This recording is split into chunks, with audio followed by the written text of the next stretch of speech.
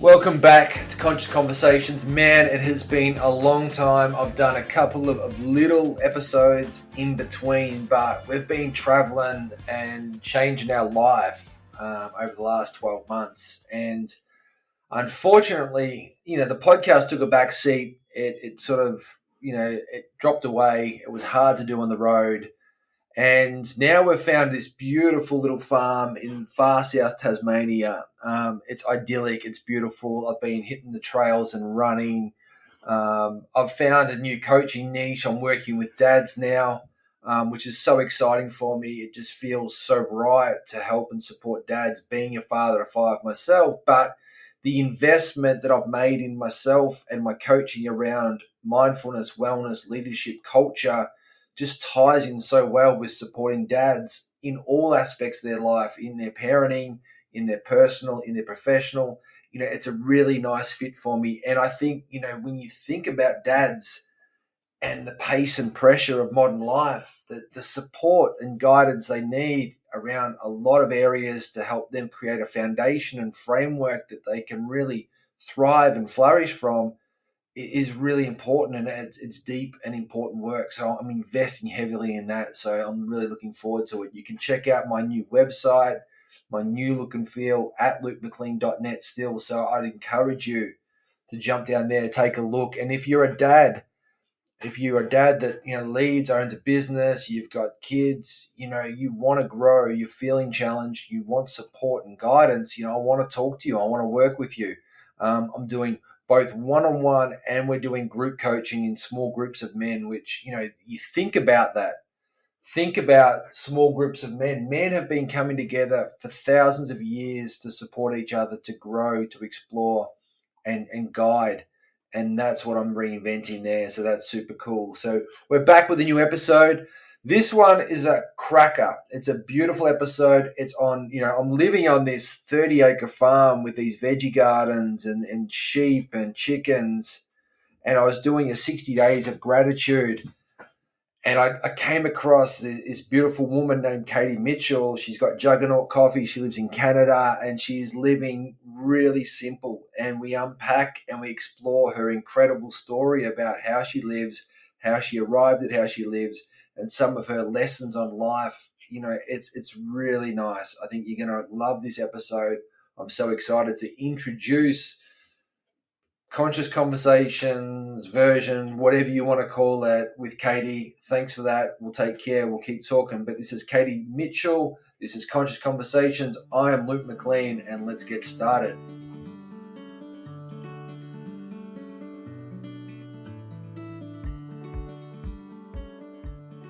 Well, again, where I love it to always start is, you grew up in Canada.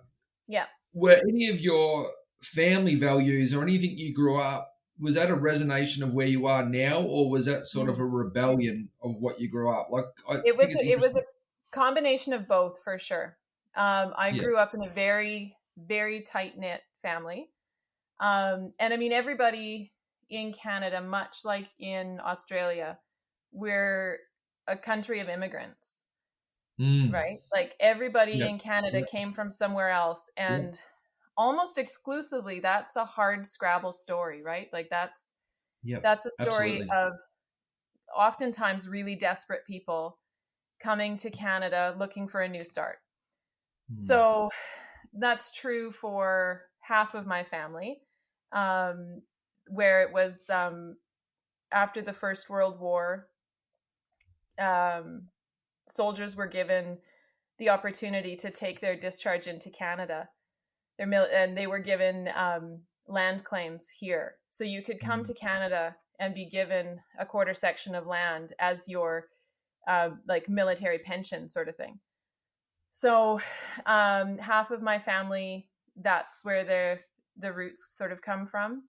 The other half is much longer, and I don't know the story of how they came to Canada, but I suspect Huguenots, which were French Catholics fleeing France during like religious persecution in the 1700s.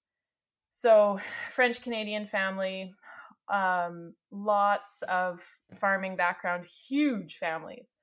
Mm. My dad's mother was the youngest of 14 children. Wow. Yeah, yeah, and all of them really tightly knit, very, very close family relationships. So, uh, yes, my family values as far as time and attention and devotion to my family, I learned from my natal family. Mm. The work ethic that it takes to live a life like this, because you have to show up every day. You don't get a day off. That Yeah, yeah, for certainly sure. came from them. But this level of isolation that I've built into my experience here, that is the act of rebellion. Yeah. Because if I was adhering strictly to the values that I was raised with, I'd be living in my parents' backyard. I wouldn't Mm. be 4 hours away, living in a place where it's not easy to get to. Communication is really hard. Um, we don't see our families for 6 or 7 months of the year. Mm. And I like it that way. Well, can you sort of paint a picture, Katie, in terms of your community where you are? Like, you talk about Hmm. living isolated. Like, is it a town of how many people, and Yeah, like, okay. what does that look and feel like for you where you are now? Well, the community we came from was a small town. The population there is about, when we left, I think between, let's say, 8 and 10,000 people in the trading district. Mm. Here, where we are, it's fewer than 5,000. So it's Yep. about half the size. We are isolated geographically. Um, the nearest bigger city is a 2 hour drive through mountain passes away in Mm. any direction you want to go. So if you want to visit like Costco, Costco's probably not a thing for you guys, but like you want to go Like a to a big shopping mall. hardware Yeah, yeah, store, yeah, yeah, it's yeah, 2 hour drive. It's yeah. a long way. And then on top of that, we then live outside the community as well. We're not that far from town. We're about 11 kilometers from town. So it's Mm. not really that far, but it is far enough that I only go to town once a week. Mm. Yeah, and I think that's the thing a lot of people perhaps don't realize is that when you do live remote and then remote from remote, which might only Hmm. be 11 Ks, but that's still a Yeah. 30, 40-minute journey to get in and out all the time. And it does remove you and it removes the kids from Yeah. just going to play at the neighbors or play in the town. Like there's a Yeah. lot of complexity to that within itself, which is beautiful, but also challenging. It is, it is. And we are two full-time stay-at-home parents. Mm. Um, we live here on the property. We work off of the property. It's just what we do. We've got two kids. They are 5 years old. They're twin girls. Yeah. And they're school age now. And we're really coming up against that conversation where we decided before we even conceived children. I remember being on, date maybe two with my husband and saying, listen, I'm going to have kids and I'm going to homeschool them. Okay. And for him, he was like, whatever. I don't get it. I don't get you. I don't see why that's a thing, but all right. I didn't really enjoy school. So fine. But now we've actually got school age kids, and you're right. The complexity of the family relationships and the responsibility to these kids just compounds with every layer we're building here. Um, but it's pretty wonderful. It's a good opportunity for us. Well, and even that, Katie, when you tell that story, it's like so you had a vision early on of homeschooling the kids. Did you Yes. have a vision of being on a property remote homeschooling, or was it just homeschooling? Like, has this vision been Yes. quite Okay. clear for a So while? so this picture of this life here is exactly what I said I would do from the time I was a 7 or 8 year old kid, Mm. right down to the twins. I remember telling people when I was a kid, "Oh, I'm going to have twins," and they said, "Well, you can't possibly know that. That's not. You don't just say I'm going to have twins and then have twins." But I did. Yeah, Um, wow. and it was, we were raised in a small town surrounded by people living on huge rural properties. Cattle ranching is the primary industry where we came from. And so, families living an hour from town was normal. And we spent a lot of time. My godparents owned a cattle ranch, and I spent a lot of time there as a kid, and I loved it. Every moment of being away was just bliss for me. And then we spent a lot of time in the bush with my dad. He's a forester and a timber cruiser. So it was not an unusual thing to spend a day with dad out in the bush. And then anybody who's been following the plot with me all along, they look at my life now and say, "Oh, well, of course that's what you're doing." Yeah. Okay.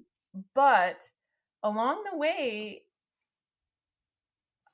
I almost got talked out of it at several points because people would put their story on me and say, "Oh, you don't want to live out of town," when they were saying that they didn't want to live out of town. Or, "Oh, no, you don't want to plan to homeschool kids," because I could have never homeschooled my kids. And so it's hard when you're forming your identity, as a young person coming up. And I was always saying, but I do want to have chickens and goats, and I want us all to be at home. And so many people along the way said, no, you don't want that. You don't want that. It's so interesting, isn't it? And this is the thing why I love your story and to get you on, Liz, but just how much we've changed in a short amount of time, like of 100 years, 150 years, that, within 40 years that we've become really convenient and we've wanted everything fast. And we think that to live a simpler life, to live, a little bit more disconnected from the noise isn't what you want. It's just, I find it really fascinating. It is an interesting point, and I wrote a few notes on this piece of paper I've taped over the camera on the computer, and one of them is the myth of convenience, and that people have become so used to immediate gratification, they just can't wrap their heads around what it means when I say, for the first 5 years we lived here, we didn't have internet at the house. So if I wanted to check an email, I would have to drive to town to do it. And I'd have to sit in the library parking lot and check my email. So that meant I was unavailable to people 6 days out of the week. Yeah. And they could not, the panic that sort of engendered in people when they couldn't get a hold of me. And I kept saying, but you can pick up the phone and you can call me, but they just don't know how. They've lost the ability to hold a conversation. And they're scared of making a cold call. I'm like, you've known me my whole life. You can call me anytime. And if I don't answer, leave a message. I'll call you back. But there's so many people that have just fallen away because they can't get over that I'm not checking my messages every 5 or 10 minutes, or that I don't have notifications bing bonging me on my cell phone all the time. There's no cell service here. It's just not a thing. So my husband, he doesn't even own a cell phone, because what would the point be? He doesn't go to town. So he doesn't have a cell phone. Well, it's funny because we've got Cooper's our oldest and he's 14, and we want him to go and do stuff, go fishing and explore the bush, where we are and stuff. And so we got him a phone, but we got him a phone that's got no service of any, he can't get onto other things except he can call and text. Yeah. And so he's on none of the platforms. And we're trying to really educate him in terms of, you can use them, but, be a bit older when you do that, because, our habits, I think, in our behaviors when we're young, we're not formed enough to make good decisions. Plus we build these reliances on these devices. But when you're 18, 19, you've got a bit more choice of what you choose to, and you might have a different perspective on those social media outlets and what they actually do for you, as opposed to when you're younger. So I don't know. I think there's something in that people are starting to return to, and because they're realizing too, Katie, that running really fast, having everything at our fingertips all the time, the continual pursuit of more isn't actually giving us what we wanted, or it's not what we signed up for, which, was a sense of fulfillment, a sense of contentment or connection or a better life. It's not doing that for a lot of people. Absolutely. You're absolutely right. And people are hungry for connection, and yet they don't know how to do it. And they're mistaking 1,000 Instagram followers for 1,000 friends. And it's a really strange thing to watch people when they arrive here at our property, and they're constantly like patting their pockets to make sure that they get out the phone and they look at it. Like, doesn't matter how many times we say there's nothing there, there's nobody there. they can't do it, because it's such a habit, and it's such a destructive habit. And this idea that we can sit down and have a conversation without being interrupted, it's almost no longer possible.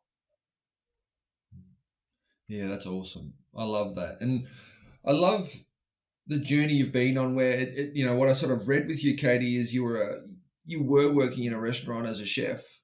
Yeah. You did have that sort of, did you have even when you were young, have you dipped the toe into a city life or a busier life before? Was it always been, because I'm interested in that too, where you might always have done this, but have you been the other side and realized? No, I went as far as the pendulum can swing in the other direction as well. But what I've realized in reflection in the last few weeks was that, like, I traveled from the time I was 17. I left home and I didn't come back. And traveling for me was another way to isolate myself, because I could live in Milan. I could live in Johannesburg. I could live in Sydney, and nobody knew me. And I was also unavailable while I was doing that. So yeah, I lived downtown in some of the biggest cities of the world, for years and years and years. But then I would feel that pull and be in Sydney and loving, Bondi Beach and doing the whole thing. And then I drift off into the Blue Mountains and disappear again. Sorry, I don't know. Most of your listening audience, are they in Australia or is it all over the world? A bit of a variety. I've got, probably 60% Australia. There's a fair few in America. Yeah, there's a bit of a variety, yeah. Well, okay, so I did spend time in Australia, and I would be in the city centers, and then I'd disappear, and I'd go work as a woofer on a dairy farm somewhere, counting sheep for people, doing whatever, and then I'd run out of money and resources and have to pull myself back in because I didn't understand the rural economy, I guess. Like, I just didn't know how to make this life sustainable. And I think that comes with this culture of constant distraction as well, because I didn't understand that you don't need to have all of the things. And as soon as you start removing the need for the things, you remove the need for the money to buy the things. And life just gets so quiet after that. Yeah, it does. And I work, Katie, with people, and it's like there's an attachment to the money. Like, I earn this much money, I live by these means, and it's hard for some people to realize that, if you bought a simpler house, if you removed a few key things, that unlocks so much of the work that you might want to do, as opposed to you feel like you have to do, because you've created a life that is completely always at capacity, and it's just transactional because that's how you've built it.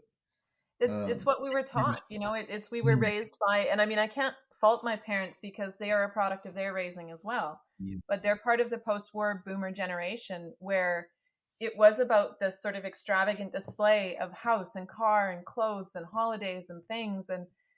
And we were very caught up in that, and also in that very, very competitive spirit where you're always trying to do just a little bit more and just a little bit better, and to make just a little bit more of yourself. And it's just not true for me. And it's been a real challenge to come to terms with that. Like, we here on this property, we've never worked less, right? Like our work week is, we did the math on it, and it's cumulatively between the two of us, it's an 8-hour work week, 4 hours for him, 4 hours for me. So we've never worked less, we've never earned less, and yet we've never had more in the bank. Yeah.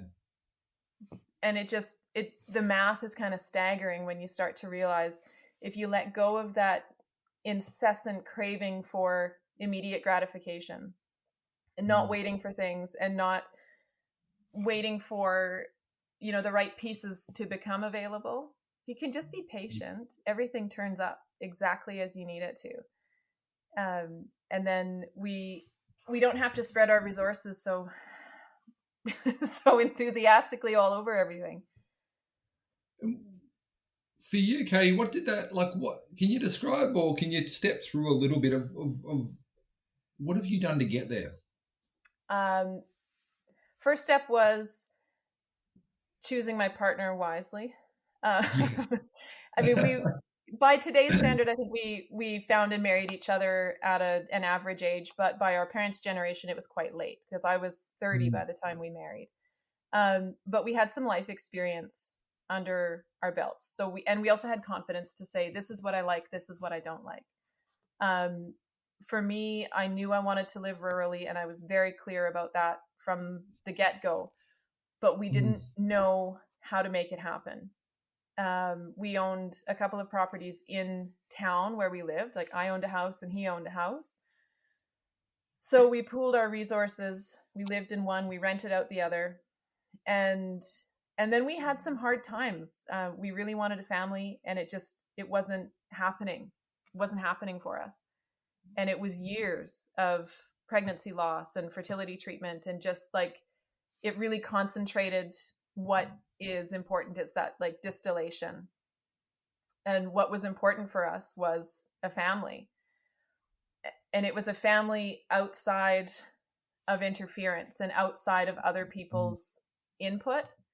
And I learned, I guess, the hard way, going through that experience. Everybody was involved. Everybody wanted to know. Everybody wanted a piece of that story.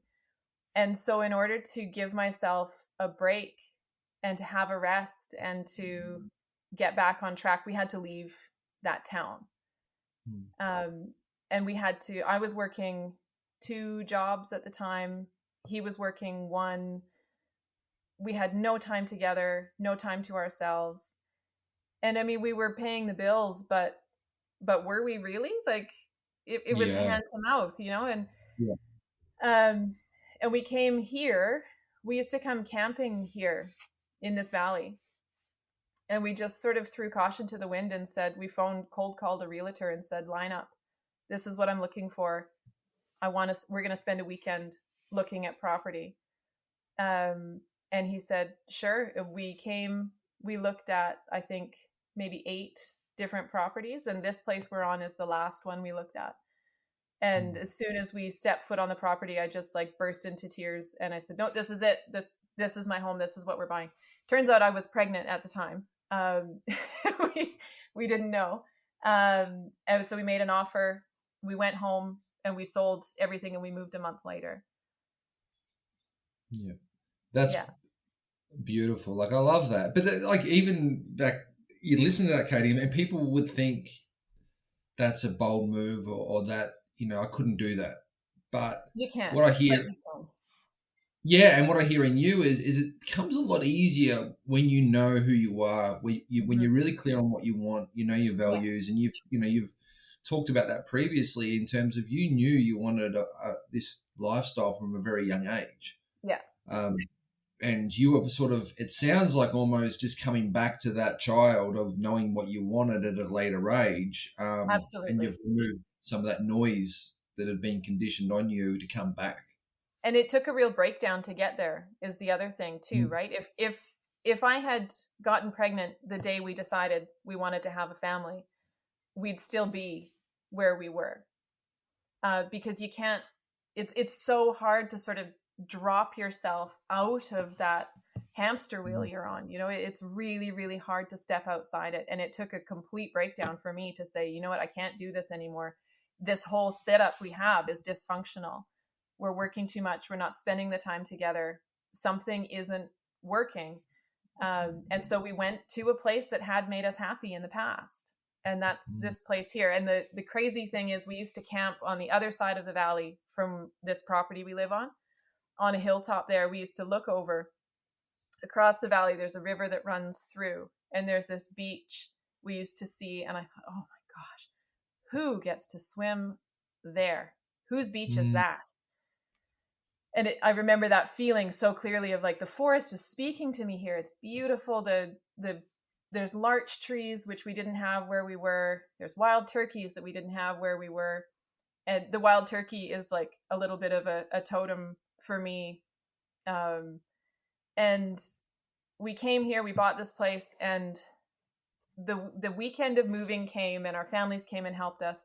And we all went down to the river, and there's that beach. We didn't even know it was that's the beach we have access to, but it's the beach of my dreams.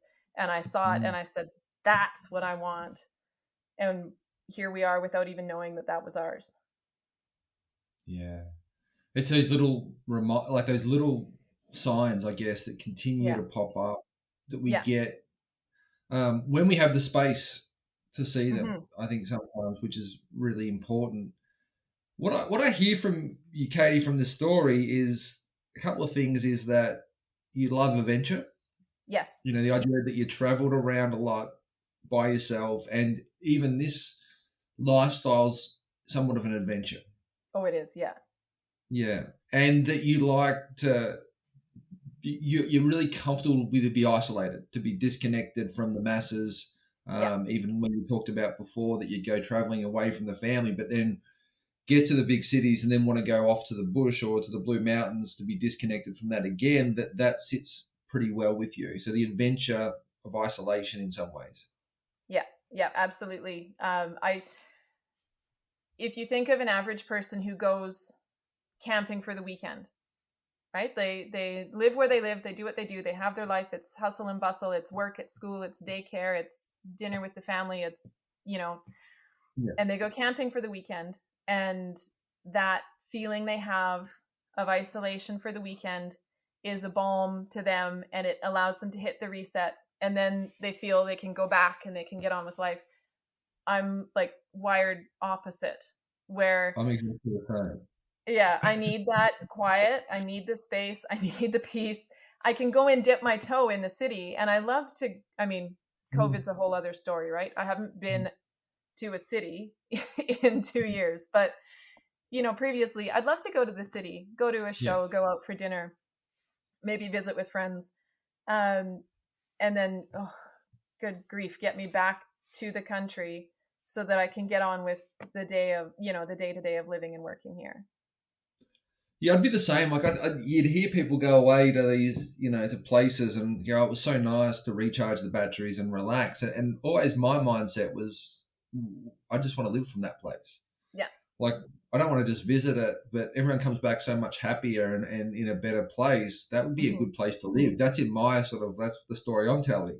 Yeah. And that was sort of what drove us, as opposed to the opposite of, I like to live in the stress and the rush and reaction, and then venture out sometimes. Like, I'm exactly the same. I'm happy to venture into that when I need to, but my default, my foundation's in the relax and regenerate. In the quiet, it's a thing. And I've had people come and stay here who almost like you can feel the anxiety kind of rolling off them because it's too quiet, and they just don't know what to expect. And I mean, what is there to expect? Of course, you're going to listen to the frogs all night. Like, that's it. That's all there is to do. So talk, for people that are listening, because I think, we could get caught off in this because it's sort of, I think we're living similar lives, but let me through your day to day. Like, for someone that's living in Melbourne or living in Sydney or Vancouver or whatever, like, what's your day to day look like? Okay. Well, let's do week to week. I work one morning a week. That's Monday morning from about 9 till 11:30 or 12 out in the roastery. That's my responsibility. I should qualify. We run a coffee roasting business off the property. And that's a whole other story about, again, like, just dreams coming true, man. You put it out there. You say what you want to do, and someone's going to phone you back and say, hey, remember that thing you said you wanted to do? You should probably do it. Anyway, so on an average day, it doesn't matter day of the week unless it's a Monday, because that's the day I go to work. All the other days are a free for all. I don't have a clock in my bedroom. There's no clock. Yeah. There's no electronic of any kind in my bedroom, because I don't need one. So we wake up when we wake up. We have small children, so that's consistently about 5:30. I don't need a clock to tell me it's 5:30. That's what time it is. We get up, depending on the season, but for 8 months out of the year, my husband gets up first and lights the wood stove, because that's how we heat our house. Yeah. And that's the dad job, right? I mean, you're the dad, dads get up, poke the fire. Well, like, we got boys too, and it's not trying to gender discriminate, like the girls do it sometimes, but there's a real beauty and connection to wood, to cutting wood, to lighting wood, like to sitting by the fire. You just can't underestimate the power of that on building relationships. It's so profound, and it's a real keystone in our family and in the dynamic, where it's part of my husband's role. I light the fire, like, don't get me wrong, I light a great fire, but it's part of his program and part of his day. And one of the ways that he shows caring and loving and extending kindness to his family, he gets up and the house is cold and he lights the fire for us. And sit there for, like, because this is interesting, Katie, because I think this is something that I think we miss in a busy world that, I'd love people to understand, is sensory rituals. So this idea of sensory, of it's cold, right? Because it's cold where you are, it's cold where we are. So it's cold. You don't wake up to a preheated house. A climate-controlled house, no. Yeah. So it hits you hard, like, it's cold. It's cold. Then you go out and cut the wood, or you pick the wood up, which, again, the touch of wood, of something, naturey. Yeah. And then you come back in and then you light the fire. Again, the sensory hit we get is that there's warmth now. You can start to see the difference between the cold and the warmth in the house. You feel the house warmed up. Now, within itself, this is all a connection to the present moment, a connection to just living more mindfully that people might sit and try and meditate to do, which naturally, if you live a simpler life, you have to do it. And you think about the act of lighting a fire, let's say in January here, December and January, when the sun doesn't come up until, 8:30, 9 o'clock in the morning. It's dark in the house. It's dark and it's cold and you're bare feet on that floor. And to strike a match and light a fire that gives you light to see by, starts to warm the house. We can hear the fire take off from upstairs because we're already awake. The girls and I are usually in bed together. But we can hear the fire start. We can hear him talking to the cats. We can hear him, measuring the coffee to get it going. And then the fire, engages and it lights and it really starts roaring. And you can hear the door close on the stove. And then you can hear the coffee grinder. And then you can smell the coffee. And all of this is happening before you've even really registered that you're awake and you're alive for another day. So that's how we start. And then we drink coffee by the fire, and we often talk about, what did you dream about? I'm a very, very vivid dreamer. Like, I can catalog dreams through my life. I can tell you, you remember on this day in 1991 when I had that dream about so I get a kick out of talking about what I've dreamed about. What have the kids dreamed about? How was the night? Did you hear the coyotes singing? Did you hear the owls? Did you hear the frogs? Did you notice that stray cat from across the road had a, tumble with our cat captain on the deck? What happened in the night? And then it's chore time. So my husband sets up, we have a farm stand. where we sell coffee and eggs and other things off the farm. But here in the roastery, I can't see where the video is, but we heat this building with a wood stove as well. So he does those chores, and the girls and I do the animal chores. And by this time, it's usually, let's say, 6:30. So we go out, release whoever was shut up at the night. Because we have so many predators here, it's really important that we shut all the chickens away. The goats are shut away. If the weather is cold, the cats sleep in the hen house. The dog is shut up. He could take care of himself, but we have too many skunks here, and I just can't be bothered to deal with extra skunk smell. So we do the milking, feed the animals, come in, and there's little chores. I mean, it's so much more than just, we go and we, pull some teats and milk the goat. You've got to come in and strain the milk and cool the milk and wash the dishes and get everything going. Then I usually go for a walk with the dog. We call that doing my filing, where I need to move my body in order to process what's going on in my mind. I'm a much happier person. I think you can identify with this because I know you're a trail runner and a distance runner. I need that time to move my body. Forward motion is mental space for me. You're nodding along. Absolutely.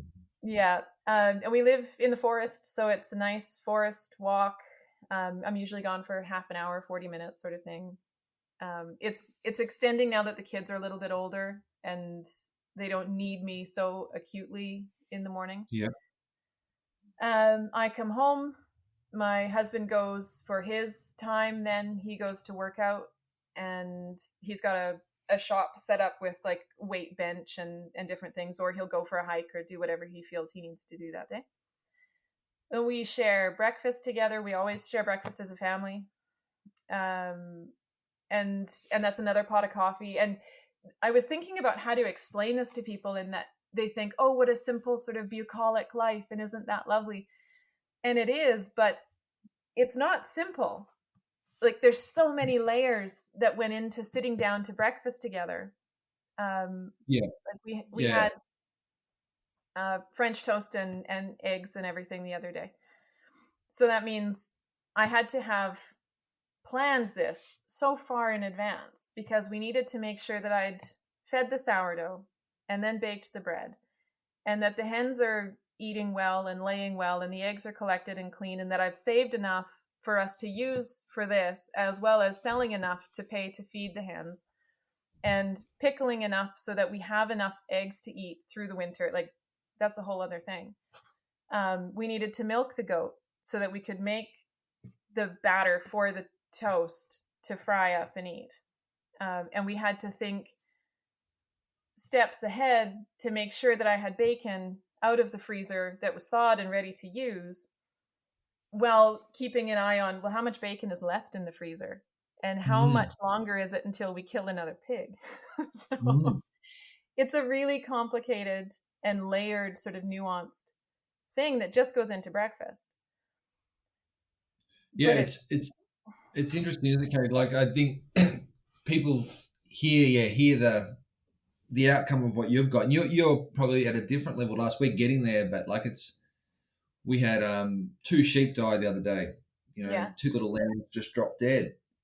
And that's a side a lot of people don't see, is, okay, so the ground's super hard because we've just had summer, so to bury them takes massive effort. So we had to get the big fire ready. The kids had to go up to the bush and get the sticks and stuff for the fire. And then the other night we had to burn 2 lambs on the fire.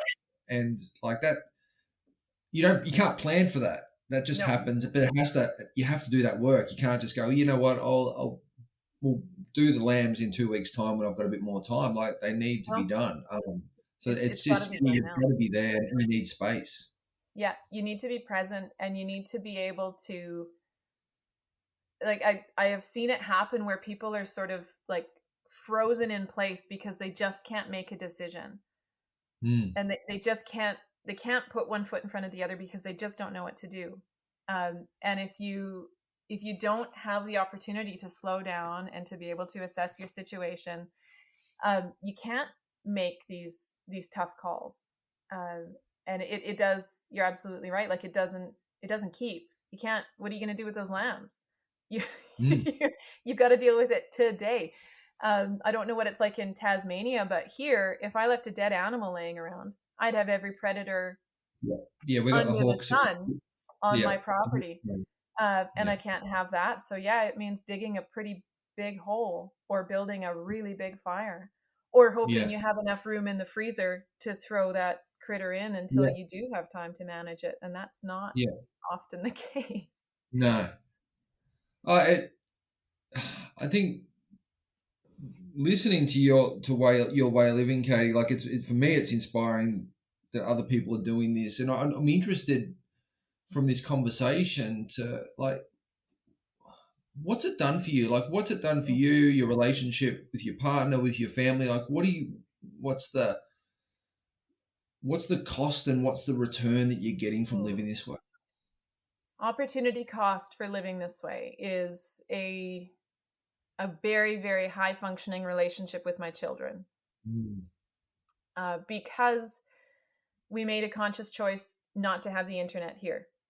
And so when I was a brand new mom with 2 babies, I've seen it happen over and over again since that time, because I've been paying very close attention to people in my family and families in my circle of friends. I spent no time on my cell phone or on the internet when the girls were little for the first 5 years. Yeah. And so we have the kind of attachment that I think is like, it's almost mythological, right? Like it almost doesn't exist anymore because we were all we had. And I spent 3 years in bed breastfeeding my babies without constantly needing to keep up with, making sure that I'm filming them for Instagram or anything like that. Right. Yeah. And so it really cemented, and I'm so, so grateful for that. I didn't realize what I was doing when I did it, but there's no way you could talk me into changing any second of those first years of their lives. It's really, really important for me.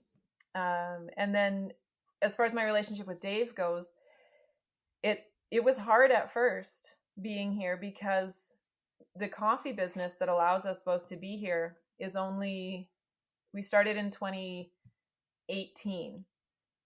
So we had it like 18 months of him working in town when we first came here. And that was brutal. Like we were not making it. We could somehow, like he was earning way more money, but we couldn't balance the books because it cost us so much more to have him away. We had to insure another vehicle on the road. He was away, so I had less help. I didn't have the time to make the cheese and the bread and the tomatoes and the garden and all of the things that I have now because I have a full-time partner at home who can provide me with the support I need to free me up to do that kind of stuff. And then I think the other thing that's come from it is a really, really deep trust between the two of us. Yeah. Because we live here, we depend completely on each other. Yeah. Not our friends, not our family, not the wider community. It's him and I. And that's been pretty remarkable as well, because I see a lot of relationships where partners are just, ships passing in the night. And I don't want any part of that. No, it's so interesting that you say that, and you're right. There's a not a dependency, but there's a deeper connection when you're relying on each other, and also your children are relying on you, and that you can't. And I don't cast any judgment on anyone because this is sort of societal, but you see the parents go to work at 7 o'clock, they're in the car, they're dropping the kids off at childcare who are 3 or 4.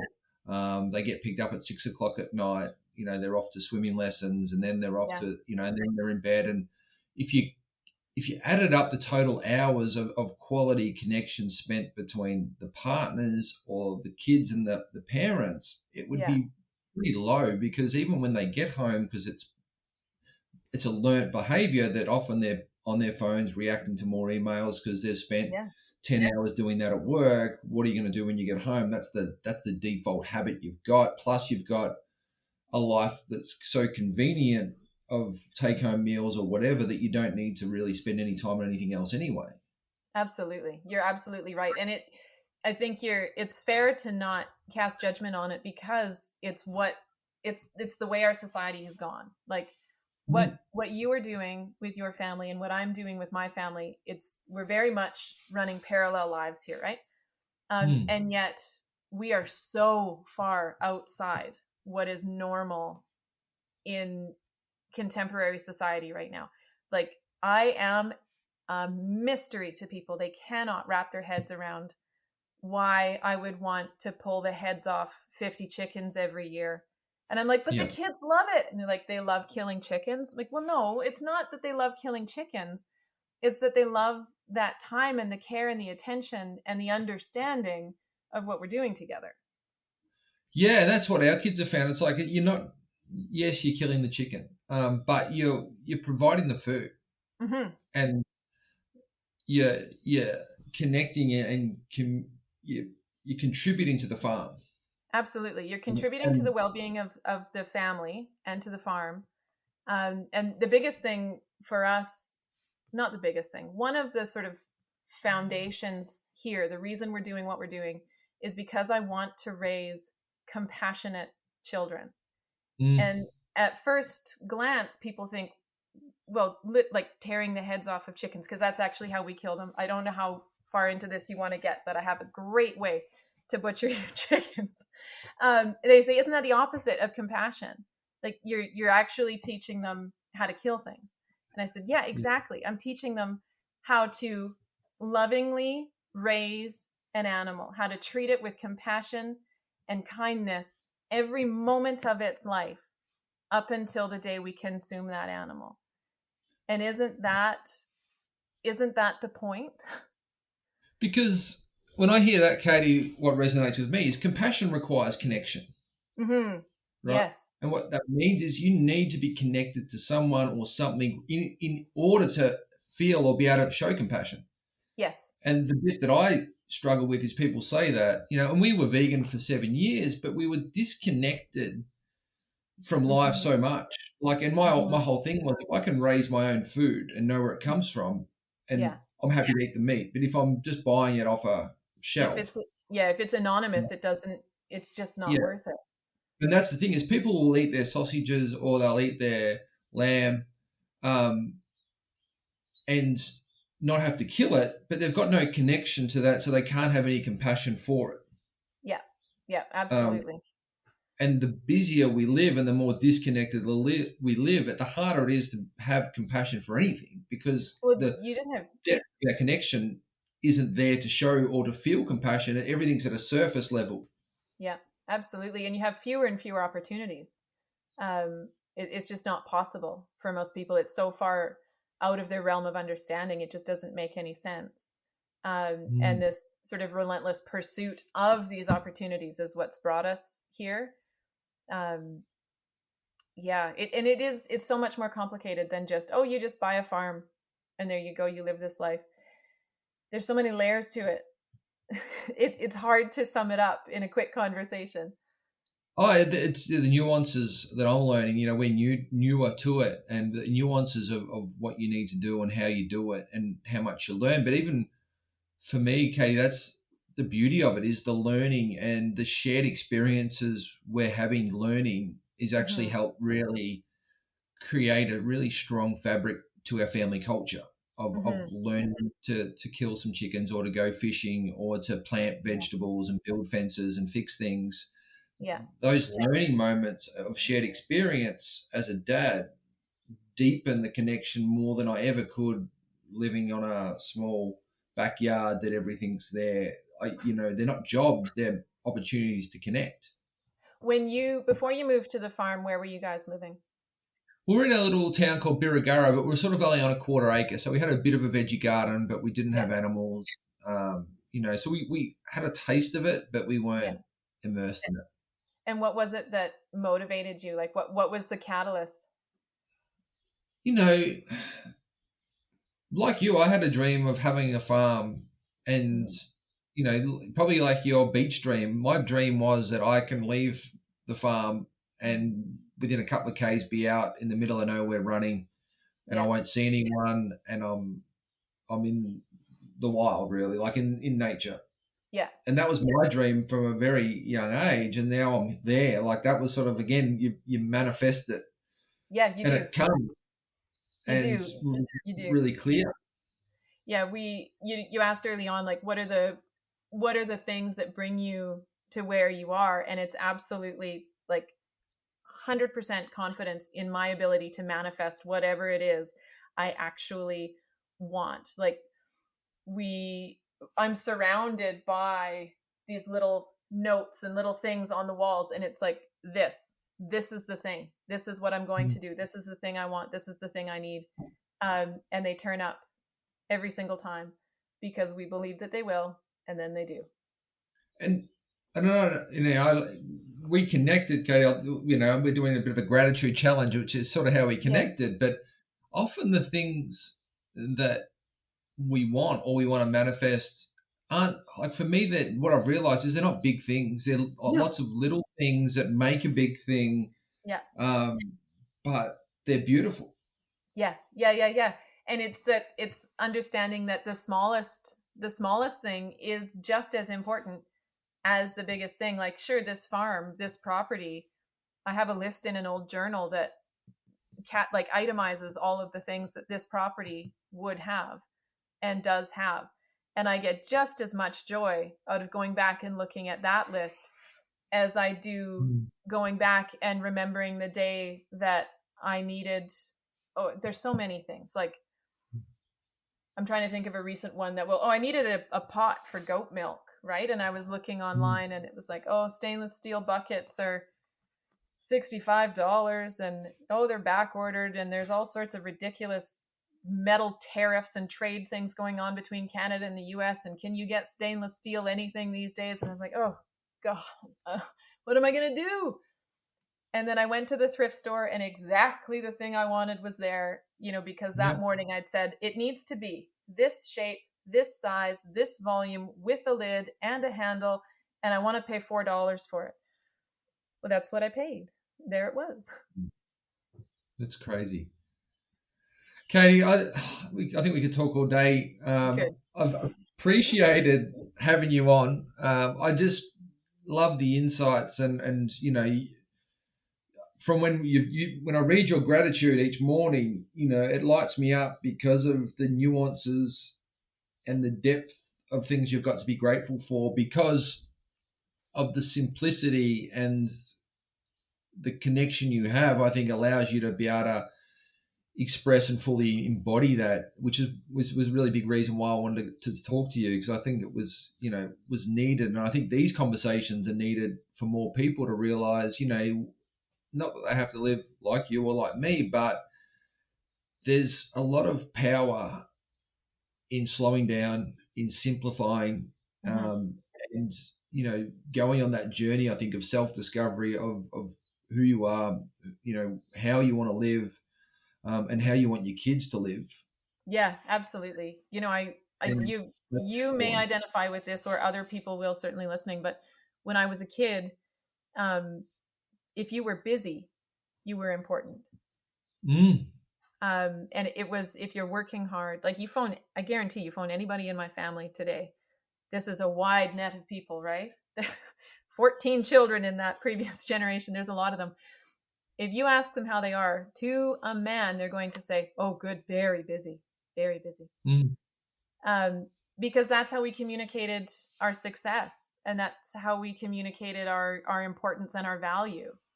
And so they're just so confused when I say, oh, fine, pretty quiet around here. Oh no, what's wrong? Yeah. But we've never been happier. I've never had less to do as far as a a long list, right? I don't have a work list to do. There's lots of things to occupy my time every day, but I'm not busy anymore.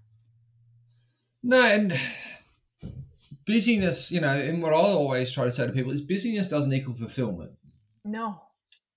They're different. And I think people try to search for busyness in order to find fulfillment, but they never do, because there's always more to do. And that's always the problem of you're sort of taking always the wrong track or the wrong path to get to the destination you're trying to find, and you're never going to get there. Yeah. There's a really great children's book we read called Julia Child. And it talks about the children's world from a children's perspective, looking at the grown-up world. And they talk about the grown-ups as being sort of trapped in that feeling of never enoughness. And that makes a lot of sense to me, because maybe you could do one more thing. Maybe you could go to one more event. Maybe you could plan one more activity. Maybe you could take on one more client. Or maybe you couldn't, and you could sit down and eat your cupcakes and really enjoy them. Yeah. Yeah. Well, I think that's an awesome and a beautiful place to finish. Katie, thanks for coming on. I really appreciated this conversation. Thank you for having me. It's been a ton of fun. And thank you so much for doing what you do. The Gratitude Project, I'm really enjoying. We didn't touch much on it, but I've gotten a lot out of it, and my whole family has. We've really enjoyed doing it together. Yeah. Oh, thank you. Yeah, it's been for me, it's been a cup filler to read when you get 20, 30 gratitudes come in the morning and you read some of those I think it's beautiful. Yeah, good for you.